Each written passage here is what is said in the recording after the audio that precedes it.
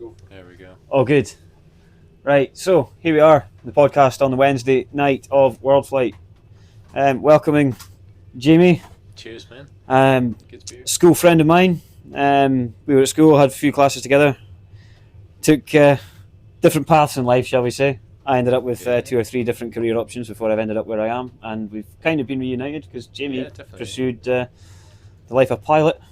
Yeah. So we're going to have a wee chat tonight about Jamie's journey, how it started, where he got the interest, and the questions we've actually got were tailor-made for the helimed pilot we had the other night, so we'll have to do a bit of adapting. I was just saying to Rob, I could definitely talk about it. The Friday, is it? But it wouldn't be very interesting. But yeah, great. So, without further ado, let's start. So, introduction, background, that's basically it. So we've done the introduction. So yeah, for anyone that doesn't know me, I mean, if you've been watching the streams for the past 4 days, you will have seen me. I've been here. How many hours now? In here? I have clearly exceeded what is recommended by the CAA.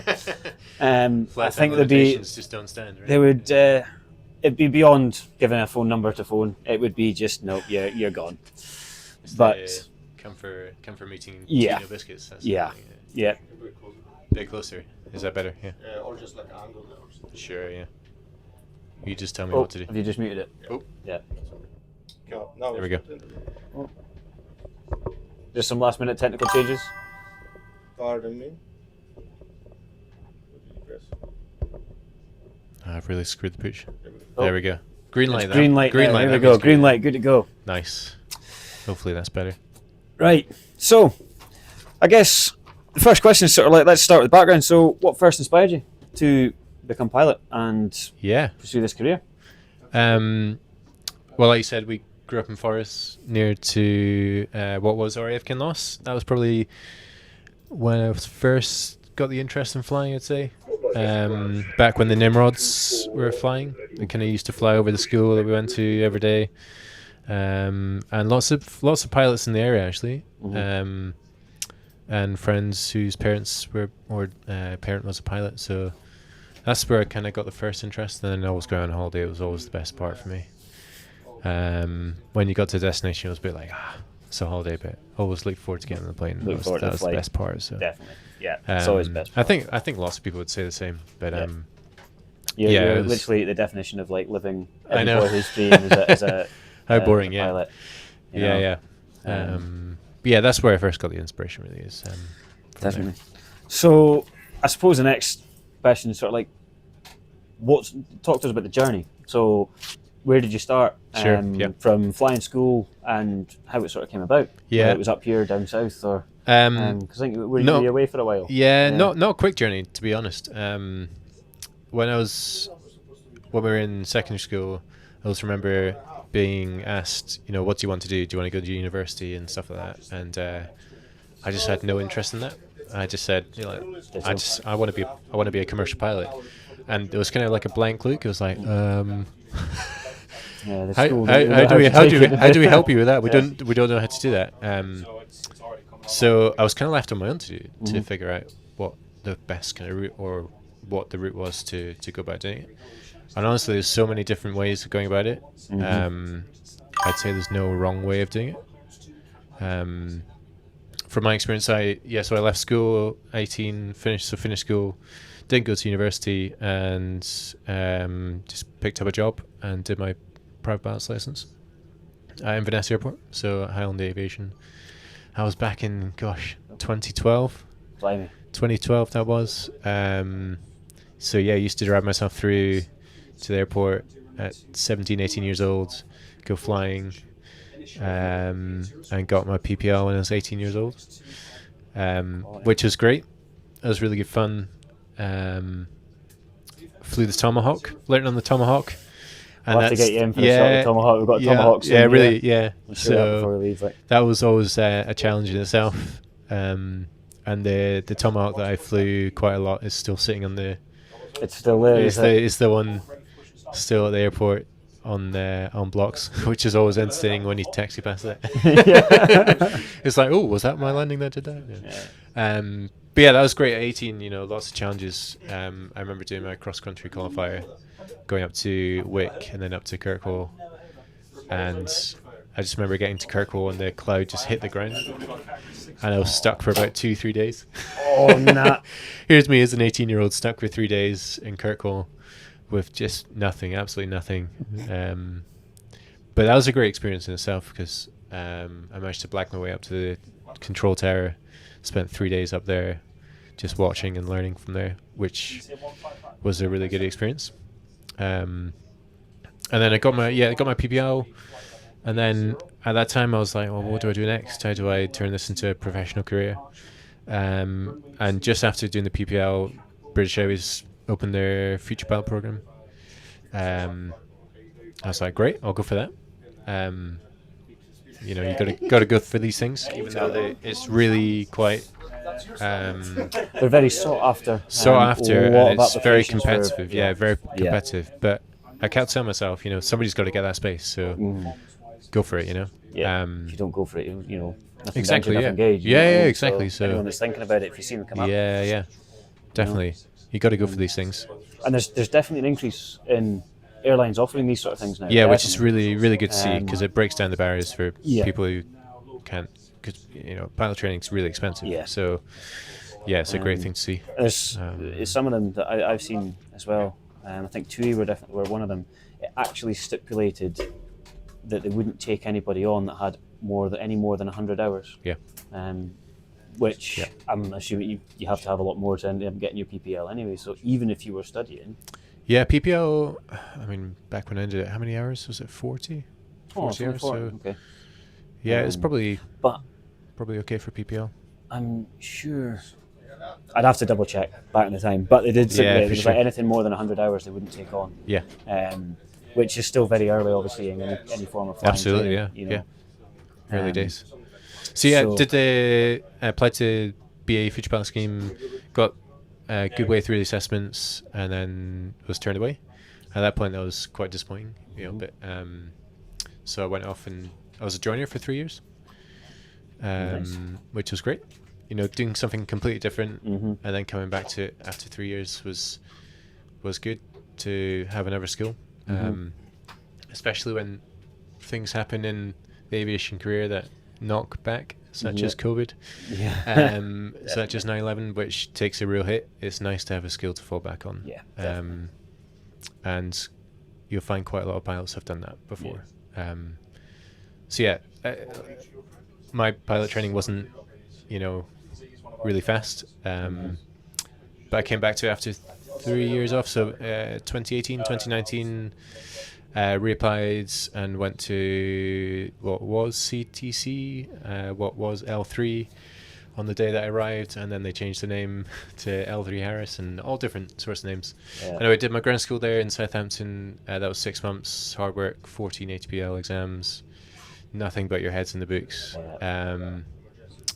But with a really good bunch of people doing that, which makes a massive difference. I was going to say, if you're in a group like that, like-minded people that are all into the same thing, studying the same thing, you've got that sort of common group that you can just So so that way of doing it, I was doing an integrated course. So every day of the week I was doing it. I was being given tutors instruction. I did the 14 ATPL exams, and then at that point there's just a massive delay to go from ground school to flight training.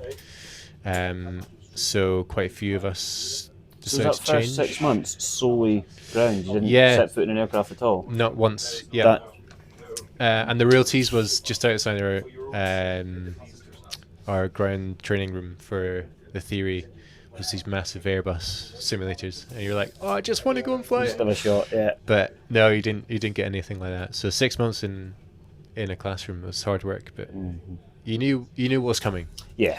You just had to keep focused on what was coming. But so 6 months there, and then, like I say, we had quite a bit of a delay for flight training. I think they were saying at least 4 or 5 months delay for flight training. So quite a few of us moved to a training school called Leading Edge Aviation. Yep. If you've heard of that one. Yep. In Oxford. So they were just starting up when we joined. So we had a great time there because they were kind of in their youth and there was lots of aircraft and fewer students. So we got lots of flying. Yeah. It was nice to fly in the UK as well because of busier airspace. A bit more complex than these places that other training schools might send you. Yep. So that was a good challenge. And then COVID hit. So here comes another challenge in the training kind of story. So yeah, we had that lockdown for a bit, so that was just paused everything. And then we had a gradual return to flight training once they brought in all these was like family groups and stuff like that. I can't remember what they called them, but that actually accelerated our training, which is a funny one. But we were basically given, you were in a group of 4 or 5 people and you had one aircraft to share between you, and that was your aircraft just to keep it isolated or whatever it was. Yeah. But, so we used to do maybe 2 flights a day, which was pretty good for a flight training school. Yeah. And that would just build your hours, build through the syllabus. Going solo is one of the best things you can do when you're training. And even to this day, I still remember my first solo flight in the Tomahawk in Inverness and my first solo flight out of Oxford, and that was flying the DA40s. Yep. DA42s, Diamonds, Yeah. which are really nice. Are Really they nice to fly. twin engine? Those things. So are the DA40 is the single engine. Yeah. And then once you progress onto your multi-engine, it's the DA42, which is really nice. Yeah. Yeah, and I still remember my first flight on the twin engine. When I lined up and put the power levers up, I was like, "Whoa!" You just feel It's so the much power. difference. Yeah. Yeah, and everything happens so much faster as well, which Yeah. is pretty cool. And you always feel behind the aircraft at that point. You're like, oh. But it was great fun. Yeah. Yeah, and then after, so you did your CPL in the twin engine, and then we did the multi-engine instrument rating as well, which was grand. And then after that, you do an APS MCC, I think they call it now. It used to be called a JOC, Jet Orientation Course, but they call it APS MCC now, I think. Again, did that with Leading Edge in Oxford. They just when we were doing that, had their new Airbus 320 sim, which was quite cool. So Was we did this ours all there. through like a sort of scholarship sort of thing with Leading Edge, or was this? Yeah, so all this 'cause was... I could probably. I'm just going to see if we can bring up some of the comments here. Just in case. Yeah. If there's any questions, then Just in to case fire there away. are. Oh my Yeah, god. yeah, definitely. Sorry, blocking the camera a wee bit, but Yeah, like I said at the start, there's loads of different ways you can do flight training, and I went down the route of doing it integrated. I was pretty fortunate to have really good family support and some inheritance and support from my parents. But yeah, there's loads of different ways you could do it. Integrated is one way, modular is another way. So doing it in sections, you could do your PPL, you could do your ground school, you could then do your CPL and then your IR as well, and then you could do an MCC as well. So loads of different ways you could do it, just depending on how you can finance it, or if you need to work as well. All these things are possible, and like I said at the start, there's no wrong way to do it. No. It's how it suits you. the end goal is the is most still important thing. Yeah. ultimately you have your license, doesn't it? So Yeah, it's- exactly. Yeah. So, yeah. So back to the flying. You sort of saying, when your first flight on the twin, twin Yeah. engine, sort of feeling it felt like so much power. Yeah, definitely. It's just trying to keep up with the aircraft, but that's how your learning comes. You remember when you start to drive, you're like, "Oh my days, like 5 mile an hour, it feels so fast." Yeah. and I can't change gear. Yeah. But then you get used to it, don't you? You get used to it, and it's the same with airline flying as well. Yeah. Your first day flying circuits, you just think, "Oh man, Yeah. my head's still on the ground, but I'm flying a plane." Yeah. But yeah, you soon get used to it. Your capacity gets a lot bigger, and you manage to take in a lot more things. But yeah, it's good. So finished at Leading Edge, and then still in COVID, so there was just absolutely no jobs, which was a struggle. So I went and worked out of Gatwick as a dispatcher for EasyJet. So it was good to do something that's aviation related. Yeah.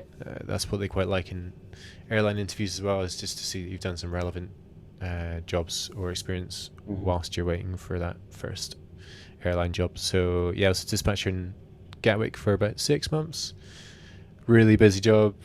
You'll appreciate this. Yeah. Being on the ramp, but it's nice to know their perspective and what their job Yeah. involves and the pressures that they're under. Yeah. When you're then the one sat in the flight deck, Yeah. thinking, why have they not done this yet? You know, Yeah. you have that understanding, and you appreciate that level the of stress empathy they're that we under. can get from Exactly, crew. yeah. So for anyone that's just tuning in this for the first time, I am also in the aviation industry. I'm a flight dispatcher at the airport that Jamie's based at.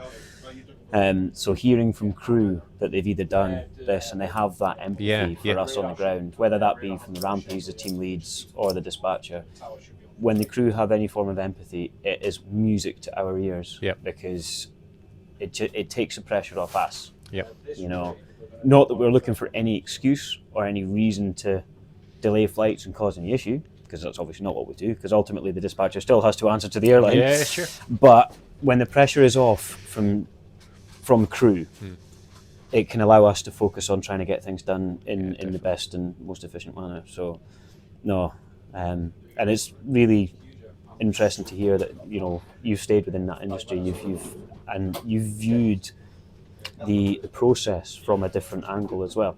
Yeah, but honestly, that's the most helpful thing I've found now being in the flight deck, is understanding what everyone else is doing. And like I say, you know the pressures they're under. So yeah, quite helpful. So yeah, I was Gatwick for 6 months, and then I went and did something completely different. Went from low cost to private jets. So I went to work at Farnborough for 6 months, which was really interesting. Worked in ops operations for Farnborough Airport.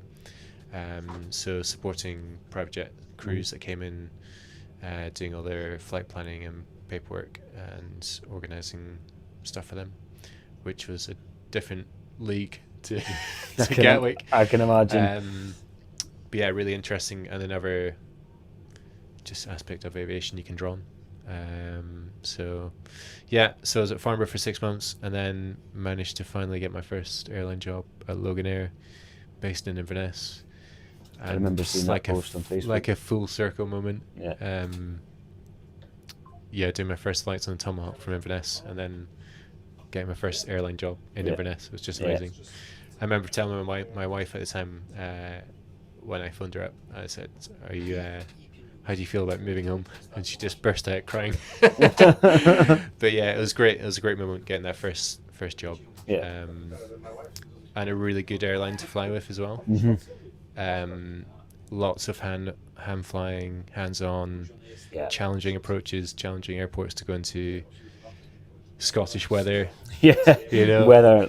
In winter and in summer. You know, it's no day is the same. I know that's very cliche to say, but it really is probably one of the most underappreciated parts of flying up in this sort of area as well. Like, despite this part of the country having or being known for some of the, certainly up in sort of Lossiemouth, and Kinloss when the RAF were there, known for having some of the best flying weather in the country. It is still so variable and so changeable that regardless of where you're going, you're doing the same routes. No 2 days are the same. Everyone is a different challenge because of the different weather conditions, different winds, and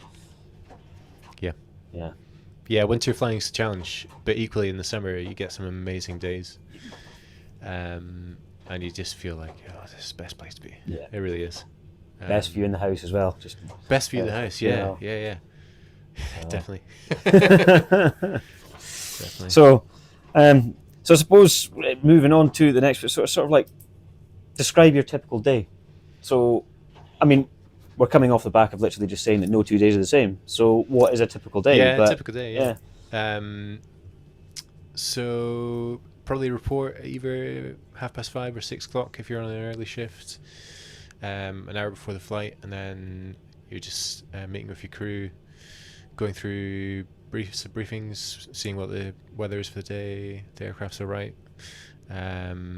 printing out your paperwork, and then heading out to the aircraft to do the pre-flight, set it all up,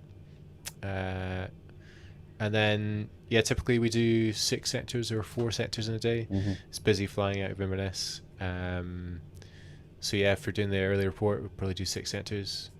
So you're flying to Manchester and then up to the islands, so Orkney and Shetland, and then back down, or Belfast. So busy day, lots of flying, but great for your experience level, because you're doing 6. Well, you're sharing the takeoffs and landings, but you're potentially doing 6 takeoffs and landings in a day. So lots of room for practice and experience building, which is good. And I suppose it's like short, snappy as well, because really short. Manchester's probably your longest flight, which is Manchester's long haul for us. An hour and 20 maybe tops. Yeah, so we'll get into the cruise to Manchester and we're like, are we there yet? Because like you say, our typical flight is 25 to 30 minutes. So it's like a parabola flight. You're like up and then down. But again, great for situational awareness, because you're never sat there doing nothing, right? There's always something to do, and it gets easier obviously with experience. But I remember when I was training and first doing these short flights, it was like, this is quick. This is really quick. Because my friend got a job with Loganair, and within a short period of time, must be a year or something, he's captain. You fly. That's it. You can go really quick. Lots of ours. The sectors is the important thing. It's the takeoffs and landings, especially in these interesting airports. Short runways, narrow runways, wet, windy. It's good fun. Have you ever done Dundee Heathrow? Yeah, done Dundee Heathrow. 3-4 times maybe. That'll be fun with the ATR, especially on the approach being sequenced in. Yeah. I remember doing it once, and you kind of pop out the cloud and you look around, and you're like, ooh, I'm tiny. But they're probably looking at the aircraft and saying, oh, I wish I was flying that. So, Maintain 160 till 4. 160 to 4 is a classic. I just heard it on you guys doing 160 to 5. I was like, sure. But the ATR is great to fly, because it's if they want you to slow down, it's like, no problem. We'll fly as slow as you want. It's good to fly. But like I say, lots of hands-on flying, lots of DME arcs. Woo! Manually flown DME arcs, because it's not programmed in the FMS. Exactly. That must be up sort of like Kirkwall Summer way, is it? Stornoway as well. It's always a good challenge, especially when the wind from out from the west. You really got to think about how you're manually flying these approaches. But it's good fun. It's good fun, right? Definitely sounds it. The one question that I have at this point, though, go on, right? Because obviously, flying and it's all down to like preparation and planning and all that. Hence why you do so many briefings and all the planning in the morning, and you brief every sector for emergencies and all that, everything. And then prior to the approach or prior to descent, you'll brief like your descent, your approach, and what's planned, what you expect, all that sort of thing. On these short flights, at what point do you do this? Because obviously we brief takeoff and you climb out on the ground, while we're loading the bags. And then once you're airborne, if you've got a short cruise, if your flight time is only 20 to 25 minutes, at what point can you brief for your descent and landing when you're only actually in the crew before 5, 10 minutes? No, it's a good question. And you just got to use the time, effectively, right?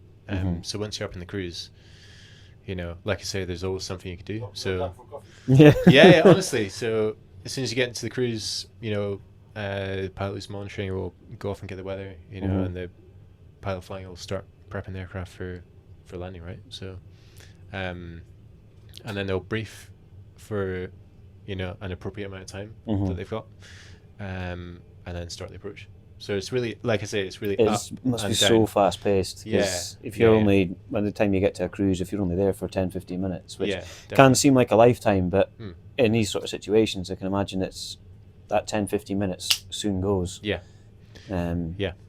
Exactly. But that's why when we're on route to Manchester, we're like, what do we do now? You mean I can breathe? So it's a nice variation. It's good. Right. For sure. So that's a bit more about that's kind of the sort of typical day sort of covered. And with no 2 days really being the same, it's the most typical part of the day is the report, I guess, in the morning. That's, with all the variables with weather and certainly around the islands. That 10 degrees, 20 degrees of wind can force it round a hill at a different sort of rate of knots, I guess. Yeah, so this is what the experience brings. If it's a certain direction, what it's going to be like, so you can plan for that. And it takes away the element of shock when it does happen.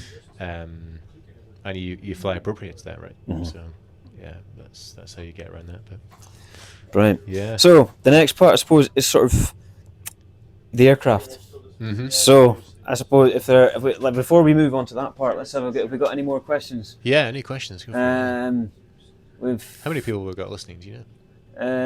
There is 10. Oh, amazing. It was 14, 15 or something as well. So they got bored of my voice already. Probably mine, to be honest. Anyone that's tuning in is like, it's him again. So that was earlier on. So any questions during the course of the stream, just pop them up. We'll get to them. We'll sort of check in every so often. And I'll do my best. Hang on, what we got? Show us how it's done at the control facility. Oh, there we go. That would be entertaining, if nothing else, right? I tried to convince him to join us for World Flight. Exactly the same, right? Yeah. Every aircraft, Yeah. basic flying is the same, right? Yeah. It's just different aircraft. I'd be fine at monitoring, yeah.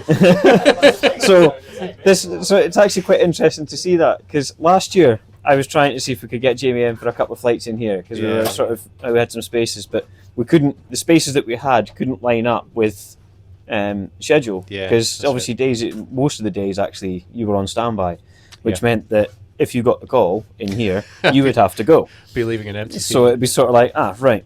Yeah. And this year, obviously, you've been working and been away. Yeah. We'll try to sort it out for next time. Yeah. That must be one of your. Connor Scott. Yeah. Connor works at Loganair. Yeah. Uh-huh. Yeah. Has he? Nice. Connor. So that was him saying, get him in the 737. Show us how it's was done. that him? So, I'll speak to you later, Connor. So, so hopefully we'll get him in. Hopefully, there's quite a few VATSIM events over the course of the year that Chris likes to sort of join in, and Yeah, cool. So see if we can't just get you in for something. And across the pond, crikey! I'll be really complaining that I've got you'll wonder what to do in the cruise on cross the pond. I'll be briefing you as soon as you get into the cruise. Be like, so we're there yet? Yeah. So right, we might as well brief the approach and says we've got 5.5 hours yet. Yeah. Oof. That's what we did last year, wasn't it? Nice. Yeah. Or cool. Earlier on in the year. Still trying to tell you where they are and what altitude they're going to be at. Amazing. Hope you're doing well. I have a question. Oh, here we go. I thought it might be a difficult one to answer. Doing your dream job, what is the worst part of being a pilot? What's the worst part of being? Oh, it's Hunter Al, actually. He's been on quite a bit for the past week. So cool. Yeah, good question. Worst part. Worst part, crikey. When you get called off as standby, like first thing in the morning, that's probably the worst part. I remember being called off once, and my phone went off. My phone was on loud right next to me, whilst I was in bed, and I didn't wake up. My wife woke up and she screamed at me saying, "Your phone's going off!" But yeah, that's the worst part, right? But saying that, where's some wood, right? Because in 2.5, 3 years of flying for Loganair, I've been called off standby once or twice. So that's not bad, actually. Compared to some of my friends who are with other airlines, but that's unbelievable. Yeah, one of my friends. So. Not sure if he's going to be tuning in, Kyle. If you're kicking about, I won't say who you're with. Everybody that's already here knows, because yes, I mentioned you quite a bit. But he's mentioned about the standbys. Yeah. And he says it can be an actual nightmare. But they have a rather interesting way of doing it with the airline he's with as well. That even if they've got people on standby, and somebody calls in for like the following day, sure, and they know that said pilot is due to be on standby for the following, they put it out to people that are actually on days off first. That way, if they get last minute call-offs, the standby crew are still on standby. Yeah. Because if they obviously call the standby crew off standby early, and then somebody phones in early in the morning, they've got nobody. That's quite common. They like to protect their standby crew. Yeah. For the instances of something that happens on the day, Yeah. And this is one of his you love a day off frustrations. payment. That's great. One of his frustrations just now, and I suppose it kind of relates to that sort of that question. So this is just me sharing somebody else's story. I do apologise. He sometimes gets shipped around other stations Yeah. to sit on standby. Yeah. Now he's based out of Edinburgh, and he can often get put down to Birmingham or Manchester, and sit in a hotel room for 3 days, and have 1 day off, 1 day standby, and 1 day flying in a 3 day trip. And he says that's probably the worst part for him is the standby, because not only being on standby but being outstation. Pulled out of your own base, right? Mm-hmm. So, just not at home. And again, if you've done, so just on the subject of out of base, if you've done Dundee Heathrow, you must have you've operated. Were you taxied down to Dundee, or how did they work? That was during part of my training. They like to send you around the network so you get experience of all the different places you can go. Mm-hmm. So I think I did 3 days in Dundee doing Heathrow trips, which was it's really good to see. Mm-hmm. Must be some experience in coming into Heathrow with all the traffic. Yeah, do you know what? It's great because you go down to Heathrow and it's it's massive and different league, right? And then you fly back to Dundee and it's tiny. It's just one extreme to the other, and that's why I really like Loganair's flying, because you get to experience all these big places that all the big shiny jets get to land into. But then you get to go up and fly to Kirkwall. Yeah, so you're getting the best of both, aren't you? You're getting, it's just so remote and it's small and it's nice and challenging. But it's got the variation that you need, so it's really good. Yeah. So I guess we should talk a wee bit about the aircraft then. Sure. So the ATR. Trusty ATR. The trusty ATR. Sometimes referred to as an always try reset. Yeah. That's one of the sort of dark humoured jokes. It's the French-Italian design. It's a match made in heaven. So how do you find it? How do you find the ATR? Yeah. So I fly the 42 and the 72-500, so the older version. So I'm looking at all these screens in front of me and thinking, oh my days, there's too many screens. So it looks really old school. But I have to remember that I did my flight training in the Diamonds, which are glass cockpit ones. So when I first came to that, I was like, ooh, what do all these things do? But it's really nice. It's proper stick and rudder style flying. Lots of hand-on flying, which is really encouraged, which is really good. Because when the autopilot doesn't work, there's only one way of flying it, right? Yeah, exactly. It's a nice aircraft to fly. Caveat is it's the only airliner I've flown. But I enjoy it. It's good fun to fly, and it's pretty responsive. And if you want to slow it down quick, you can slow it down quick. And if you need to descend quick, you can descend quick. You might not be able to climb very quick. But, there's pros and cons with everything, I suppose. Yeah, of course. Yeah. But it's nice being able to fly the 42-500, which we have in the passenger configuration, and the 72-500, which is in our freighter configuration. And over the last 2.5 years, quite a lot has changed in our base with the aircraft flying. So we used to do a lot of freighter flying. So we used to fly Royal Mail flights, and then we used to do Royal Mail night flights as well to East Midlands, which I guess that would have been an experience as well. So different experience, sort right? of like doing night shifts, similar to Heathrow in a way, but being nighttime into East Midlands, and East Midlands is any aviation fanatic or anyone that's a fan will know that East Mids is a massive and probably the biggest freight hub in the country. Biggest freight hub. It's bang slap with East Midlands. Definitely, I mean, it's bang slap in the middle, really, isn't it? Yeah. And during that course of the night, that's when all the freight is really it's non-stop. That's when it comes alive. During the day, you'll see a few Ryanairs and a couple of TUIs, a couple of Jet 2s, and they close for quite a bit in the day as well. But night time's when East Mids comes alive. Yeah. But so that was a different challenge, different type of flying. So you got a nice mix of passengers and flying cargo as well. Yeah. That's all moved now. they moved those aircraft out down to Glasgow. Do you still get shipped down to Glasgow to fly them? Yeah, at some all, people or- do. Yeah. I haven't been taken down to Glasgow in a while. So yeah, I fly the 42 most often, Yeah. which is nice. I like being up at home. Yeah. Flying from Inverness is my favourite place to be. So Get to go home at night, I suppose. yeah, It's better than exactly. staying Yeah, in a hotel. Yeah. definitely. Yeah. But yeah, it's not a bad thing being shipped around a bit. And Bit of flying experience. Flying it doesn't different happen places, too different often. people. yeah, sure. So what we got? Sorry, Yeah, here we are.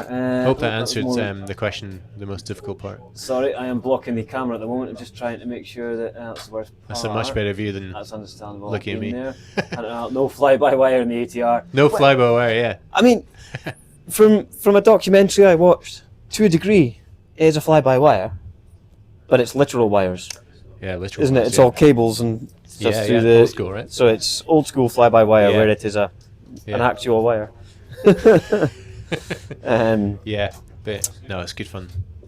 So where are we? So let's just. So yeah, we're using these questions as a bit of a reference, and trying to change them up a bit. Doing So some we've got adjustments on the, that's a helicopter one. Yeah. That's okay. Well, I suppose there's one actually. So the ATR to fly. So when you hand fly, how does it handle much such as you would expect? Is it easy to fly? Yeah, I'd say so. Yeah, like I say, it's the only airliner I've flown, but it's pretty good. It's challenging in the winds with a high wing, and where the wheels are on the aircraft, it makes it challenging during crosswinds. So you really have to, once you're on the ground, you fly it. You keep flying it on the ground until you're down to taxi speed. Yeah. So it's quite hands-on in that sense. A bit of a workout in crosswinds, but that's so much fun. Yeah, when That's when you should have people ask me, confidence it's in like, your pilots. "Oh, it's so windy." I'm like, "Yeah, but that's when it's fun." Yeah. So when the pilots enjoy that, that's when you know that, yeah, they're bound to be in safe hands, because if they didn't like it, Yeah. then Yeah. you know, if they do like it, then there's clearly, yeah. Yeah, I mean, obviously we wouldn't. There's legal limits for everything, right? And if the wind was far too much, we just wouldn't do it. But yeah, when it's within legal rights, and it's good. Yeah. That's what we're trained to do, and it's how we work. So it's good fun. Yeah. Brilliant. So the next sort of section 3, well, we've got quite a few actually, but I think we'll probably skip a couple of these because just of the relation, and we're actually doing okay. We've managed to stretch this out quite a bit. We're doing well here. So the job in the team, I suppose, Yeah. as we noticed from the ground at Inverness, working with like Loganair, with it being the base and it's local, like the crews that are based, there's the same sort of faces that we see as groundies and dispatchers and whatnot. It's the same crew we see all the time, which is great for us as well, because you get to know them, you get to know a bit of a laugh. And for us on the ground, you can tell when you see whatever captain's coming in for the late shift, whatever crew are coming in, you think they'll want away sharp. So you think, right, we'll help them out, because if you get away sharp, chances are you'll be back sharp. We love that. That's part of the treat of working in Inverness and Loganair in general, but certainly in Inverness, it's a small base. You know exactly who you're working with. You know how they operate, and you're working with friends. Yeah. Right. And that goes for the ground as well, right? So yeah, it's good fun. You know everyone by name. Yeah. You trust what they're doing, and you know you're going to get away sharpish, which is always a treat, Rob. Trust the treat. groundies. There we go. We love an early departure. So, and we always try our best, even coming into the winter now as well, where we're obviously, the winter weather obviously brings its own challenges in flying, in terms of the icing conditions, freezing conditions, and runway contamination, etc. Yeah. Obviously brings the challenges for the ground staff as well, trying to make sure that the on-time performance is as best as we can do it, with the added pressures of the de-icing. Yeah. So yeah, I mean, if we don't get away on time, it's not the end of the world, right? There's always a reason for it, but yeah, it's nice. It's nice to get away early. But And that level of empathy that we mentioned earlier on, it can put a spark into us to think that we will put the extra effort into trying to make sure. Yeah. And that may sound silly to any viewers, but if we've got crew that are going to just not really take us on and just sort of think, well, whatever, we're going to have the same response. We're going to be, what happens. It'll take as long as it takes. We got crew that will talk to us as humans and as equals and treat us with respect. Then we will do what we want. We will do what we can to help out. And there's nothing worse than getting crew that, I won't mention any other airlines, but crew that they just don't really take you on, and you try to make them aware of a potential situation. You sort of say, like, I won't rabbit on because it's your podcast. No. But when you mention right, about an issue, and they can be like, okay, no worries, that's fine. Just do what you can. It's like a weight off our shoulders. Yeah. Yeah. But that's where working on the ground before you become a pilot or such and such makes a big difference. Yeah. We're all humans at the end of the day, so all humans just trying to make ends meet and do a job, so, Yeah. Yeah. So so that was the sort of job on the team, which kind of it's kind of small subject to cover essentially because the local base, but everyone's friendly and you get to know that personal level, don't you? Yeah, So and touch. that makes a difference in your day, right? Yeah, definitely. Doing 6 sectors is a long day, but when you're working with people that you really get on with and you know well, it's an easy day, right? So, challenges and realities is the next sort of section. So, I mean, I guess we've kind of covered this already because the tabs here, it's Scotland's weather isn't always kind.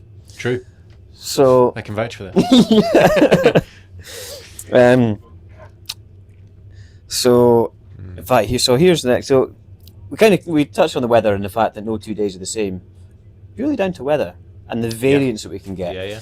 But in relation to any weather or any technical aspects, but have there been any moments that you felt prior, like beyond training? So obviously we you mentioned about the tests, the test and the testing feeling when you first start, and you sort of think, this is a lot to take on. Yeah. But as you've gained your hours and gained that sort of confidence, has there been any points that you felt tested, like really sort of thought, oh, right, this could be challenging, or we're in a challenge now? And well, we obviously mean that not in a sort of sense that, like, in fact, I don't even know.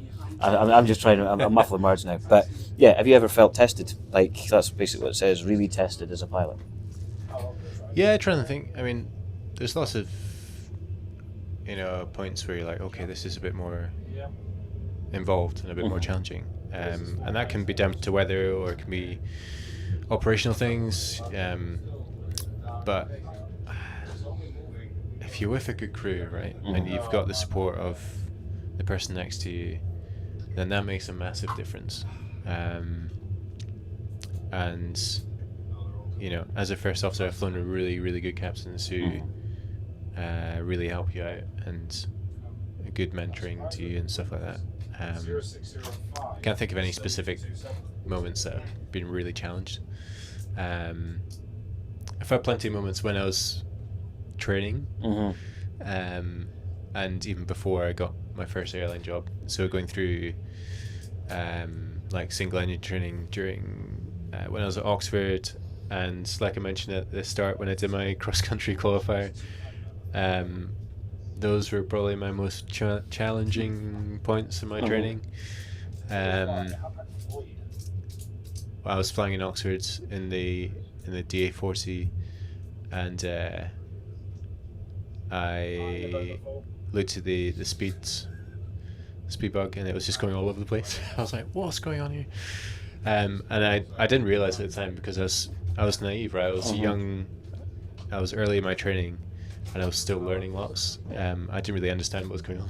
But the speed control was just it just didn't show anything, right? So I was just like, okay, I guess I'll just turn back. That's it. But when you get on the ground, you realize, okay, that was actually more challenging than I thought it was. And in the moment, you kind of get on with it, and you don't. You don't think too much of it. You just get on with it. It just kind of happens, and you kind of do what you've been trained. Yeah. Again, that's a bit cliche to say, but it's true, right? Yeah. And then when I got on the ground, I was like, okay. Yeah, This I didn't have happens. any Yeah. speed indication. What did I do? What did I do to get on the ground? And I realized I just fly pitch and power, right? Just and just feel. just know what power setting and what pitch is going to give you a safe speed. Yeah. And get it on the ground. And then I remember telling my instructor, I was like, this just wasn't giving me any speed. He was like, okay, let's do a walk around. And then they eventually found a problem with the P2. I was like, okay, so I wasn't just imagining wasn't- it. yeah. But those sorts of experiences are really good to learn from, because it makes you appreciate what a good walk around does, what it's there for. Saying that, it's an A34, so probably just one And when you're flying, you're like, okay, I can do it. Yeah. You know, Yeah. good learning experiences. That's the main thing to take away from it. Yeah. I suppose yeah. for, like you that you just mentioned there about this, the value of a good walk around and a good inspection of the aircraft. Now, getting from the ground, we see that when you guys land, you shut down, you're sort of happy, and then you guys do a walk around of the aircraft at that point to then make sure that but that's your sort of arrival check almost, to make sure that there's no change. Does that make sure there's no damage or anything like that? Yeah, it's for that, and it's also before the next flight, just to make sure the aircraft's as it should be. We another reason doing it before we get passengers out. So if we were to get passengers on and then do a walk And around then and we find something wrong, that's pretty inconvenient and not a very efficient way of doing it. Yeah, exactly. So yeah, that's the reason why it's done fairly soon after we get onto stand. But And- it's nice to do a walk around for our side, and it's nice to have the ground crew do a walk around, because it's just another pair of eyes. Yep. So That's what because I was just going to say, like by the time the turnarounds come to the end, as a ground crew, we do a departure check and walk around. Now, obviously, as ground crew, we may not know everything that we're looking at, everything that we're looking for. Yeah. Some guys that are on the ground are PPL holders as well. They understand. Some guys are maybe not pilots, but they still understand and have a respect for what they're looking for and what they're looking at. Yeah. But it just It's- shows, the main- it shows the main the thing trust is- that you put in us on the ground as well. Yeah. From that respect as well, because albeit you guys have done your checks, but as you say, it's another pair of eyes. Yeah, And if you're coming up to your 6th sector, it's you do mentally prepare for, obviously for yourself for these things, but we are human. Yeah, and definitely, it's the big thing that's drummed into us, certainly from the ground, and I assume from yourselves, that the human factor in aviation and whatnot, yeah. the Swiss cheese model. Yep. So having that cross check, which you guys are used to on the flight deck, it's no different from those walkarounds. Yeah. That's it. So, yeah. So challenges, here we are. Right, so we're actually on to page 2 now, but Page don't 2, worry, here we there's go. only a couple of It's things alright, left. you've only got half an hour left to endure. So,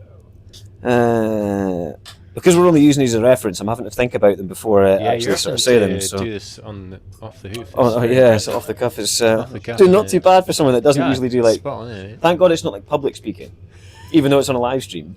It's still technically not public. I just know, I'm rubbish get at the camera. public speaking, so While I I'm think sorry about if I'm this, let's waffling, have a you know. wee look, just make sure.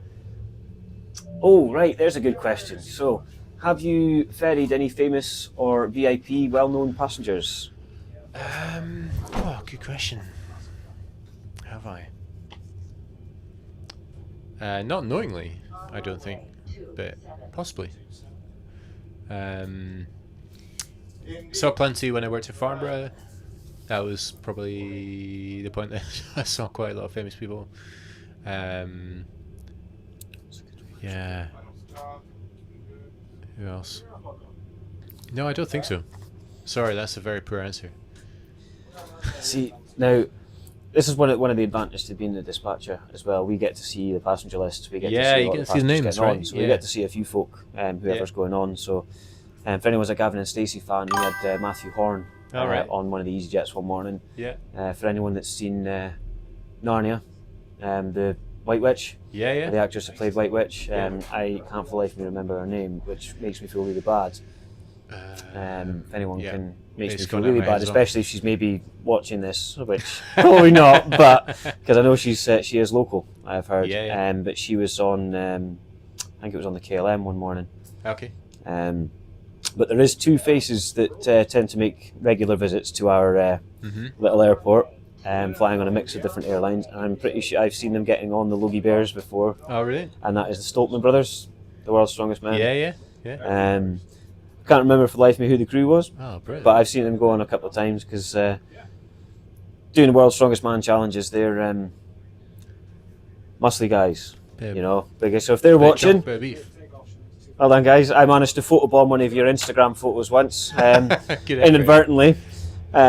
Which was actually a bit of a highlight for me. I don't know whether you guys noticed it, but I can't find a photo on Instagram anymore, so maybe you did. It wasn't intentional, and it wasn't but we thought that must... hope these guys got cabin security, Haven't even put my seatbelt on. No, I mean, the sign's on, so that's down to us, isn't it?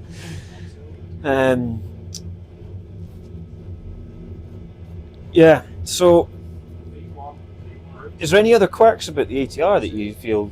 Because I know that when it's got two holds forward and aft, and it can be a nightmare to load. Do you notice much change when passengers start moving about and the seatbelt signs off when you're sort of in the cruise, or does the autopilot kind of? No, not really.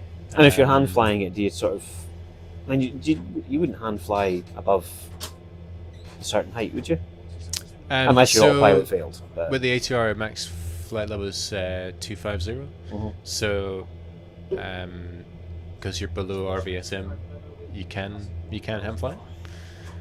It's perfectly legal. You're perfectly allowed to do it, and so you could hand fly down all the way to Manchester. You could probably not. You'd really want to, but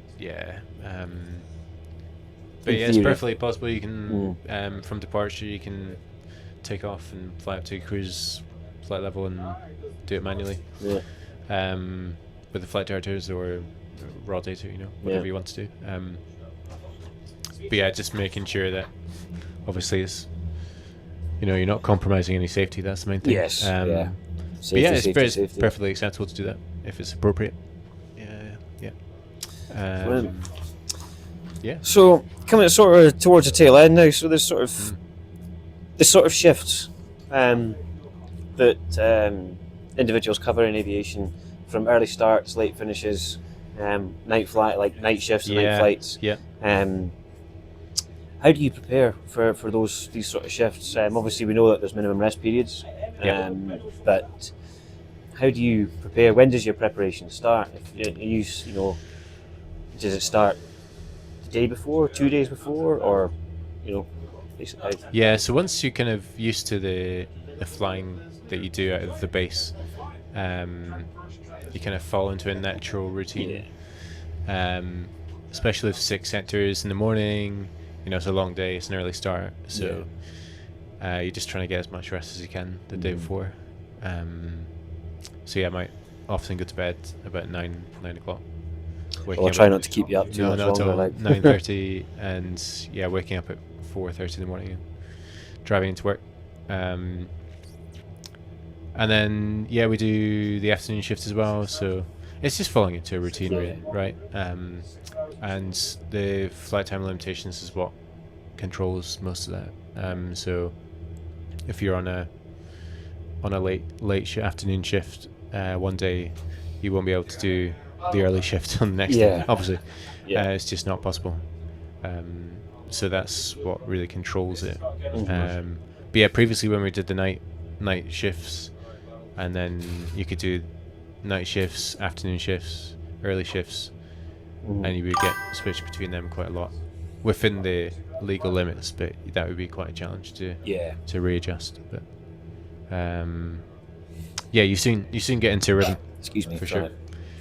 So normally if you're doing early flights, that's probably you doing early flights of the week, or if you're doing a late shift, that's probably you doing late shifts of the week. But varies quite a lot. It's good. Much and such, I guess. Yeah, of course. So, and in fact, there's a very interesting question. So, if you because we all have sort of bouts where you try and go to bed at 9 o'clock. Yeah. And you end up awake till 10:30. Yeah. Through no fault of your own. No, it's not no. like you're sitting scrolling, but you just or you have a restless night because it's particularly warm. Or, now obviously, you can still make the call come the morning if you've not slept well and you don't feel fit to. You can obviously of course. call. Yeah. But if you, despite having maybe a restless night, if you still feel okay, do you find that the team you're with can help you get through that sort of point? Yeah, absolutely. And because you can sort of have a lift. Yeah, definitely. Yeah. And that's why I'm completely biased towards M&S, of course, but that's why it's really nice being a small base. Yeah. You're flying with, and you get on them really well, so it makes a big difference to when you're flying. Compared to big airlines where you might turn out to work and you've never met the person you're flying with before. And in some cases it could be 2 or 3 months before you see that fly with that person. Yeah, exactly. I mean, that's what we call SOPs, standard operating procedures, are for, right? So you can turn it to work, fly with someone you've never met before, but you all know what to expect because that's a certain way you fly the aircraft. But it still makes a big difference knowing the person you're flying with. Yeah. For I guess from a non-pilot's point of view, it's because it's hammered into us, but with the SOPs, we are still human. We have the human factor, and yes, your SOPs are drilled into you, and I know that from having a few friends that do the job. But we are still human, and there is still something. And if you've got someone that's going to sit and berate or belittle or whatever because of something that can be relatively minor. Yeah. Because let's face it, in SOPs, I'm assuming there are a lot of major things and there are a lot of minor things, little things. Yep. And it's pretty safe to assume that everyone's going to remember all the big things. But something as simple as not putting a light on or whatnot. If you've got somebody that's a bit, well, that's not good enough. You know what I mean? That would just, you know what I mean?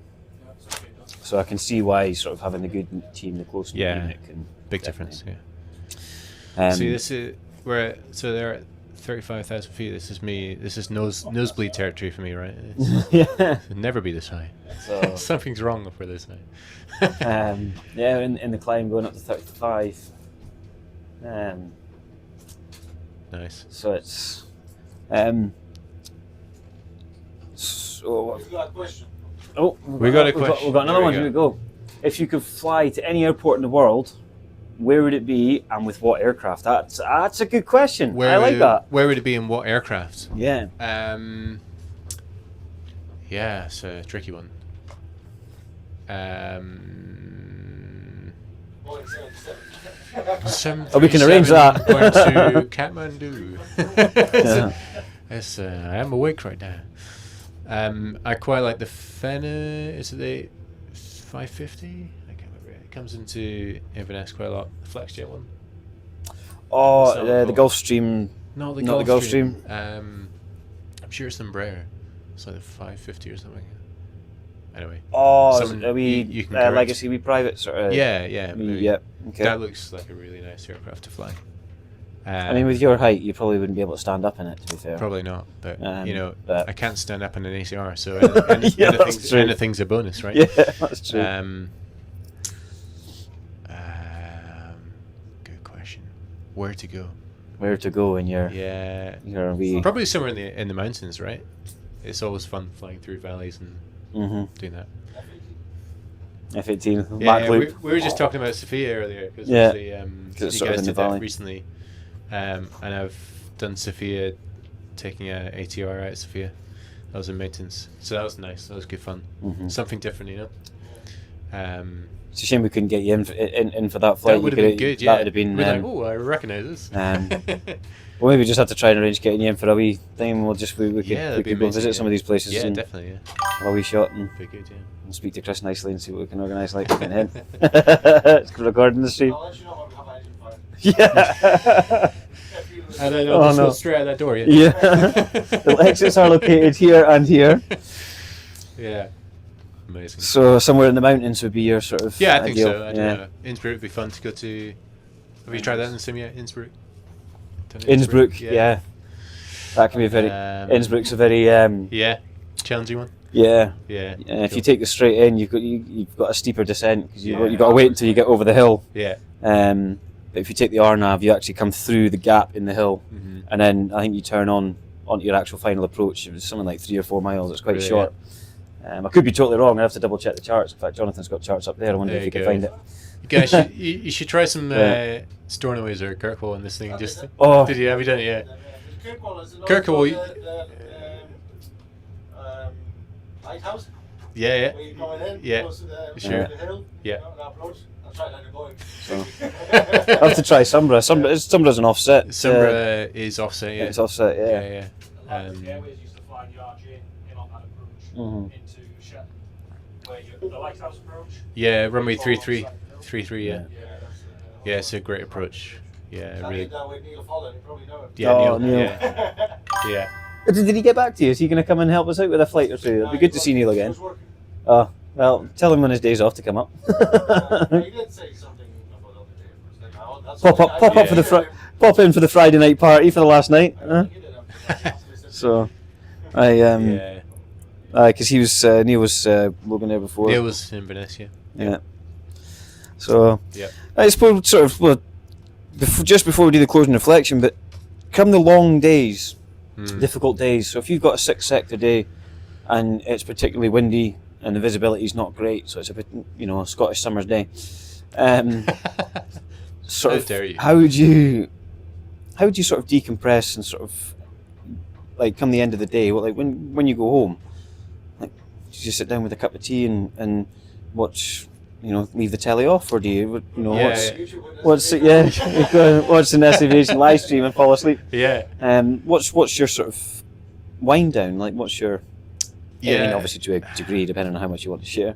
So, I live about 50 minutes away from the airport, so I have a bit of a drive home, but it's quite nice in some ways, just to decompress on the drive home. Yeah, just chill out. Use that bit of time to chill out as well. Honestly, when I get home, it's either time to cook dinner or do some other jobs that my wife would make a nice long list of jobs to do for me. I hope she's not listening to this. I hope she is. Hello. I don't think we've met yet.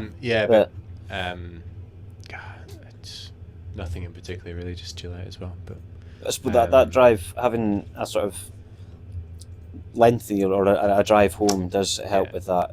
Yeah. I can find that myself. Bit of We've had separation from work as well. Yeah. But, Absolutely, mental health, right? It We are the def- subject. yeah, exactly. Yeah. Because Yeah. that's one of the biggest things. Obviously, is Stress and everything. the stress with the hours that the industry put in with the shift changes, and it can take its toll mentally in lots of different ways. Yeah, Hence, for sure. I mean, Mikey's line. For anyone watching, that's what we're raising money for. Amazing. This is the insight from the inside of the aviation industry. We've managed to touch on a few things from both sides. Having awareness of air crew and the people that are there to help you as well. It's important, so. Yep.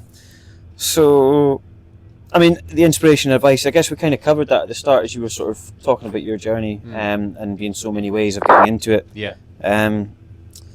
Before favourite thing about the job, I think you covered Just that as the well. manual. The manual flying is just amazing. When you disconnect the plane and you're like, okay, this is all me. Yeah. Yeah. That's the best bit, really. Yeah. So I think, is there any other questions?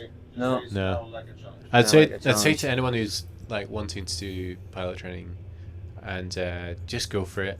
And if you're not successful, I wasn't successful the first time or the second time, so just keep going. And just don't let anyone say you can't do it. I remember somebody saying, I applied to the RAF as well. I didn't say that. I tried to get into the RAF and they said, "You'll never make a pilot." I was like, "Okay, I'll show you." So yeah, never let somebody say you can't do it. But yeah. Brilliant. So the final sort of thing. So, what's one story or moment from your flying career that stuck with you? So, Well, a relatively short career so far, but in the last 2.5 years, Failures?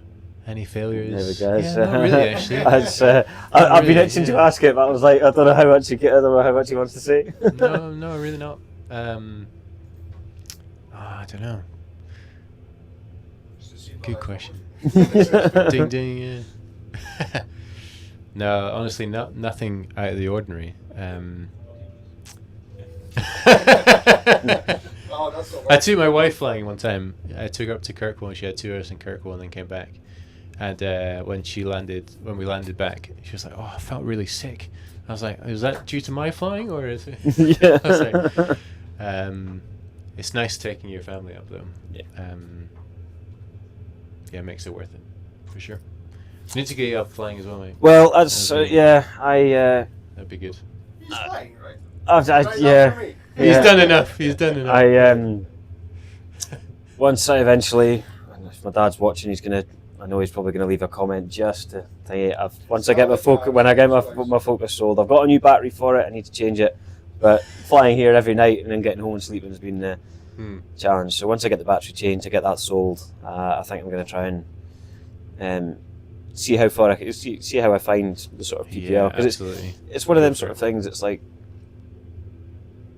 I'm not going to know how I'm going to manage it, because being here and doing this sort of stuff, you know, it's because I know I want to. It's It's a big commitment, right? With basically what you said about somebody saying, "So you'll never make it," and all that sort of thing. I've had a lot of that in life, sort of being like, "Oh, I'll never be good enough for this, never be good enough for that," and you kind of think. A lot of it's time from school. I was touching on this the other night on the stream, that like the school kind of makes, if you didn't want to go to uni, the school was never really interested. There was no support or anything for them. Yeah. And they made it so clear, or so evident, should I say, not evident, but they tried to emphasise that, like, if you don't do well in your exams, you'll never amount to anything, you'll never get to do anything, which is wrong. There's further studies, there's college, there's apprenticeships, there's scholarships, there's everything. Yeah. There's nothing to say that somebody that leaves school with just 2 standard grades, 3 standard grades, can't go on to be an airline pilot. Because if their brain develops over the next couple of years, and then they go and study themselves for their PPL or ATPL and get them through all their licenses, there's nothing stopping somebody. And back in school, they would be told, "You're never going to do that." Do you know what I mean? I know there's going to be basic entry qualifications, but if you can do it and you've got like your maths and English and science, the biggest thing is motivation, right? That's the biggest thing at the end of the day. If you're motivated to do it, then there's nothing that's going to stop you, right? I've got a question. Go on, go for it. I just made a noise on the camera and dropping the microphone. Do you remember doing PPL? Yeah. Were you ever afraid when you were flying? Or were you thinking, like, oh, no, well, whatever? I think... were you always a little bit of a fear? Yeah, and I think that's good. Yeah, and exactly. So I was doing my good. PPL is exactly the same, right? That's why I was wondering, do I want to do it? Am I confident enough? And it's just exactly that, right? So I did a couple trial flights. I was like, okay, Sure, and then I started doing it. But every single time I was like, you always got a little bit of fear, well, what if this? What if this? What if this? But I was Googling it, to be honest, if this is a common thing, right? Yeah. And it is, and you just confirmed that. But that fear makes you better, pilot. Makes you better. Exactly. Right? Yeah. More diligence, checks, and things. Yeah. And, As soon as you think that you've nailed it and you've got everything, that's the when point. you make That's the point. You're mistakes. like, okay, you shouldn't be doing this, right? Yeah. That's the point that you're like, okay, I shouldn't be in this phase. Yeah. But if you've got that little bit of, whew, it's good. Yeah, Keeps you on that's your why toes, I was wondering, and nobody tells you that. No. When you do your license, No. I had to Google it, and then you just confirmed it, which is great. Did right? Google say the same? Yeah, Sure. people basically on comments, forums said exactly the same. Right. It actually makes you better pilot because you do your checks, diligence, and all this stuff.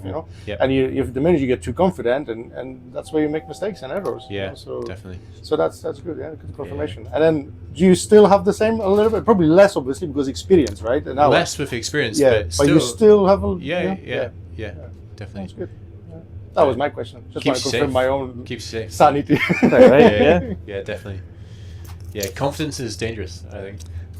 Too much confidence is dangerous. So. So we're gonna wrap it up, I think. Yeah. No more Yeah. questions there. No more questions on there, so No, perfect. thanks. So Thanks yeah, for the invite, thank you to Jamie for coming in for tonight's podcast. I hope anyone watching that's been thinking about becoming the pilot, I hope he's answered a few questions. You've heard proper inside sort of stories about journeys and how to do it.